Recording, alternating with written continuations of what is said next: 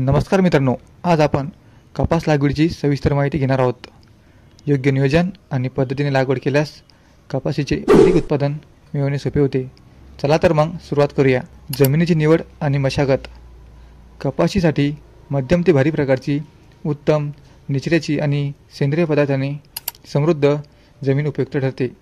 जमिनीची दोनदा नांगरणी करा आणि एक वेळा गुळवेल फिरवा। शेवटच्या मशागतीवेळी सेंद्रिय खत मिसळा। बियाण्याची निवड व प्रक्रिया। उत्तम उत्पादनासाठी रोगमुक्त आणि प्रमाणित बियाण्याची निवड करा। लागवडीपूर्वी बियाण्याची बीज प्रक्रिया करणे गरजेचे आहे।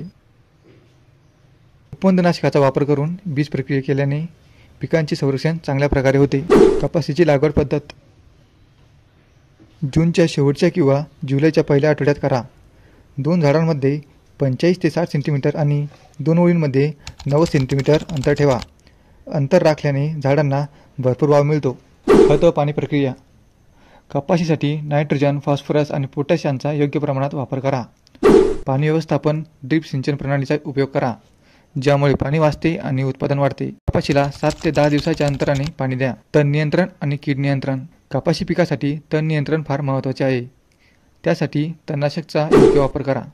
तसेच बोंडअळी आणि पांढरी माशी यासारख्या प्रमुख किडांचे नियंत्रण करण्यासाठी योग्य वेळी कीटकनाशके फवारा।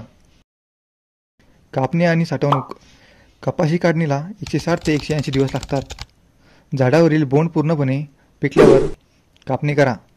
कापसाचे योग्य साठवणुकीसाठी सुकवून स्वच्छ ठिकाणी गोळा करा। शेतकरी मित्रांनो, या पद्धतीने कपाशी लागवड करून तुम्ही अधिक उत्पादन मिळवू शकता। अशा माहितीपूर्ण व्हिडिओसाठी आमच्या चॅनलला सबस्क्राईब करा। तुमच्या शेतकरी मित्रांना हा व्हिडिओ शेअर करा। धन्यवाद। शेती म्हणजे माती नसती, शेती सोनं आहे, सोनं। म्हणून शेती ऐकायची नसते तर शेती राखायची असते।